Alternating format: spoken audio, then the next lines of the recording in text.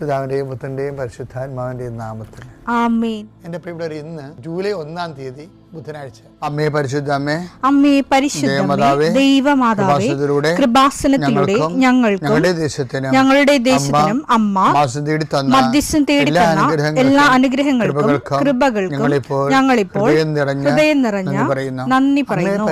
അമ്മേ പരിശുദ്ധമ്മേ, ദൈവമാതാവേ, 2004 ഡിസംബർ 7-ാം തീയതി ഉച്ചകഴിഞ്ഞ് 2:30 കൃപാസനത്തിൽ സംഭവിച്ച അമ്മയുടെ പ്രത്യക്ഷപ്പെടലിനെ കുറിച്ച് തിരുസഭയ്ക്ക് സമർപ്പിച്ചിരിക്കുന്ന പഠനരേഖകളുടെ മേൽ സഭാത്മകമായ പഠനം ആരംഭിക്കുവാൻ ഞങ്ങൾ പ്രാർത്ഥിക്കുന്നു. അമ്മേ പരിശുദ്ധമേ, ഭൂസ്വർലോകങ്ങളുടെ രാജ്ഞിയായ അങ്ങേയ്ക്ക് ഭൗമസംരക്ഷണത്തിനായി പ്രപഞ്ചപ്രകൃതിയെ തന്നെ തിരുസഭ പ്രതിഷ്ഠിക്കുവാൻ ഈ പ്രത്യക്ഷീകരണം വഴി ഇടയാക്കണമേ. പരിശുദ്ധമേ, ജപമാല മാതാവേ, സകല കൃപാസനം പ്രാർത്ഥനയോടും ചേർത്ത് ഞങ്ങളിപ്പോൾ പ്രാർത്ഥിക്കുന്ന ഈ കുടുംബത്തിന്റെ പ്രത്യേക നിയോഗം പറ മക്കളെ.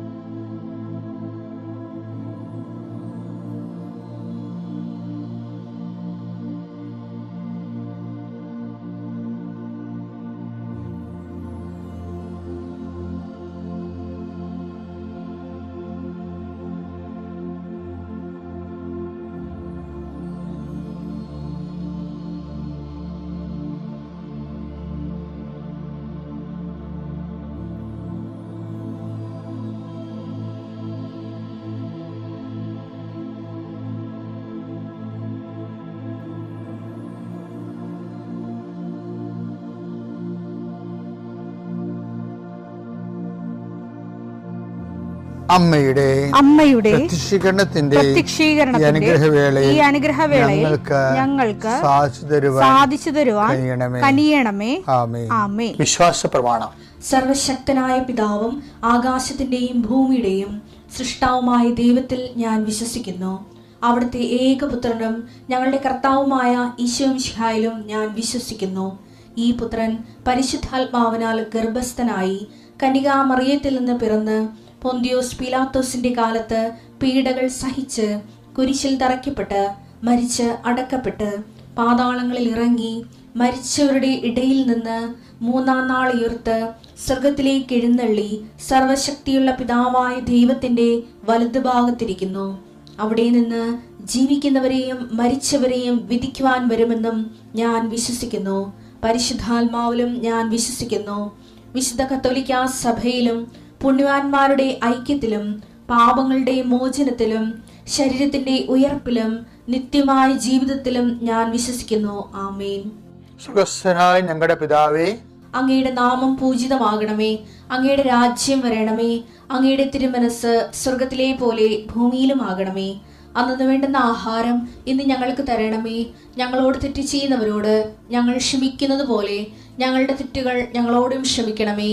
ഞങ്ങളെ പ്രലോഭനത്തിൽ ഉൾപ്പെടുത്തരുതേ, തിന്മയിൽ ഞങ്ങൾ രക്ഷിക്കണമേ. ആമേൻ. നന്മ നിറഞ്ഞ മറിയമേ, സ്വസ്തി. കർത്താവ് അങ്ങയുടെ കൂടെ സ്ത്രീകളിൽ അങ്ങ് അനുഗ്രഹിക്കപ്പെട്ടവളാകുന്നു. അങ്ങയുടെ ഉദരത്തിൻ ഫലമായി ഈശോ അനുഗ്രഹിക്കപ്പെട്ടവനാകുന്നു. പരിശുദ്ധ മറിയമേ, തമ്പുരാന്റെ അമ്മേ, പാപികളായ ഞങ്ങൾക്ക് വേണ്ടി ഇപ്പോഴും ഞങ്ങളുടെ മരണസമയത്തും തമ്പുരാനോട് അപേക്ഷിക്കണമേ. ആമേൻ. കർത്താവേ, നിന്റെ ഉന്നതമായ നാമത്തിന് സ്തോത്രം ചെയ്യുന്നു. കർത്താവേ, നിന്റെ വിശുദ്ധ പൗരോഹിത്യത്തെ മഹത്വപ്പെടുത്തണമേ.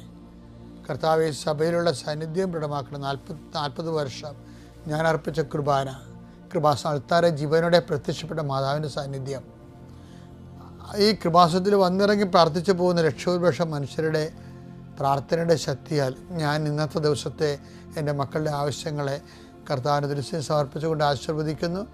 കർത്താവെ, അങ്ങയുടെ മക്കളുടെ മേൽ നിൻ്റെ തിരുമുറുപാട് മരുന്നുകരം വെക്കണമേ. എൻ്റെ കർത്താവിൻ്റെ ഉന്നതമായ നാമത്തിൽ ശിരസിൻ്റെ രോഗങ്ങൾ, ബ്രെയിനിലെ സിസ്റ്റുകൾ, ബ്രെയിനിലെ ക്യാൻസറുകൾ, ബ്രെയിനുമായിട്ട് ബന്ധപ്പെട്ട മുഴുവൻ രോഗങ്ങൾ ഈ നിമിഷം ഇത് പ്രാർത്ഥന കൂടുന്ന മക്കളുടെ മേൽ കർത്താവിൻ്റെ ശക്തി ഒഴുകുകയും നീ സുഖപ്പെടുകയും ചെയ്യട്ടെ. തൊണ്ടനൊമ്പരങ്ങൾ, അത്തോൺസൈറ്റുകൾ, തൈറോയിഡുകൾ, ശ്വാസകോശ രോഗങ്ങൾ, ഉദര രോഗങ്ങൾ, പിസ്തൂല രോഗങ്ങൾ, PCOD രോഗങ്ങൾ, സർവാംഗവാത രോഗങ്ങൾ, വൃഷ്ണരോഗങ്ങൾ, കർത്താവിൻ്റെ നാമത്തിൽ ഉച്ച മുതൽ ഉള്ളംകാര് വരെ കർത്താവിൻ്റെ രക്തം പടരട്ടെ. മരുന്ന് ലേപനമല്ല, അങ്ങനെ വചനമാണല്ലോ അങ്ങനെ മക്കളെ സുഖപ്പെടുത്തുന്നത്.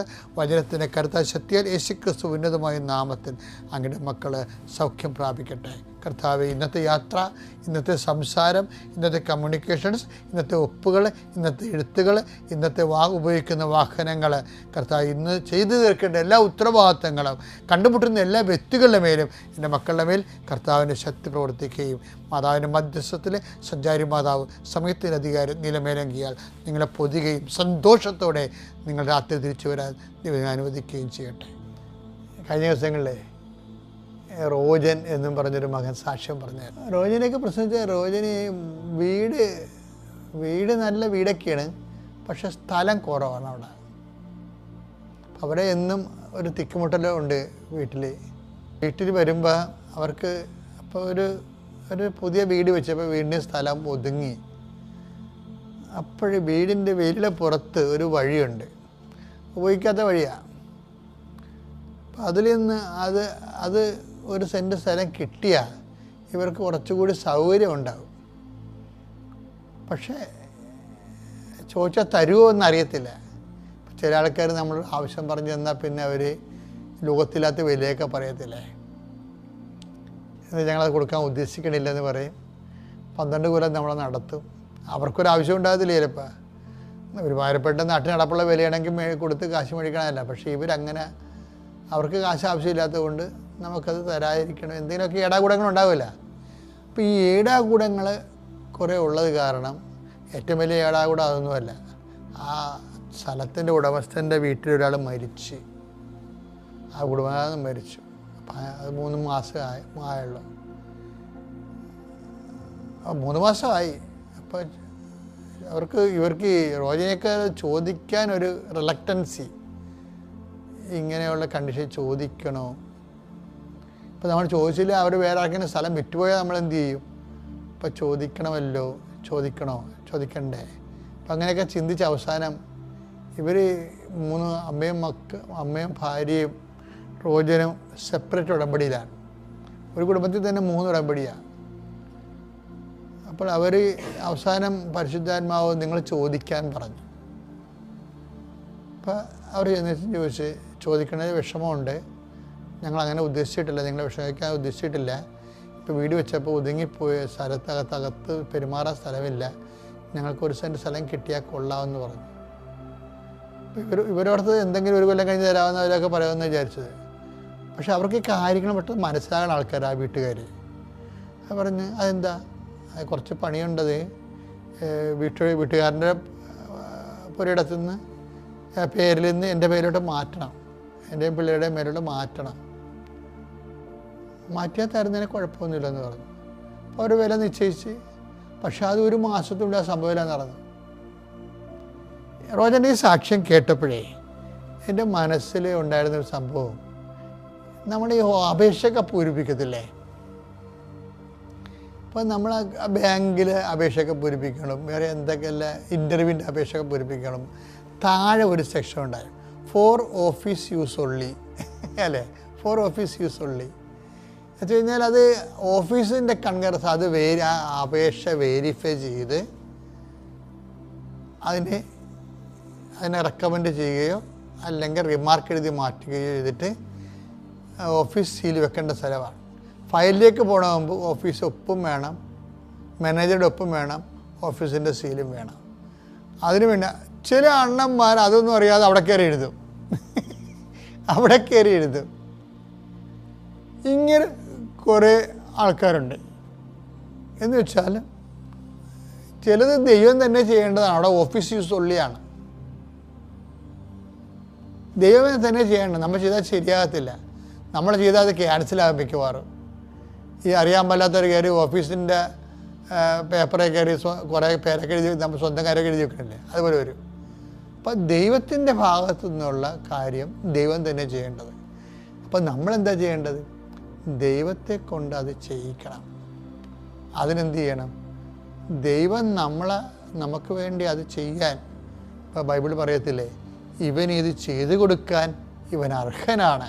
ആ വചനം എടുത്തേ, ലൂക്ക 7:4. അവർ യേശുവിൻ്റെ അടുത്ത് വന്ന്, അത് യഹൂദ പ്രമാണികളാണ് കേട്ടോ. അവർ യേശുവിൻ്റെ അടുത്ത് വന്ന് കേണ് അപേക്ഷിച്ചു പറഞ്ഞു, നീ ഇത് ചെയ്തു കൊടുക്കാൻ അവൻ അർഹനാണ്. അതാണ് വിഷയം, അവൻ അർഹനാണ്. അപ്പം നമ്മളീ 4 ഓഫീസേഴ്സ് ഉള്ളെന്ന് പറയുമ്പോൾ നമ്മൾ ചെയ്യേണ്ടത്, അത് ദൈവം ചെയ്യാനുള്ള ദൈവം ചെയ്തോളൂ. പക്ഷെ നമ്മൾ ചെയ്യേണ്ടത് എന്താണ്?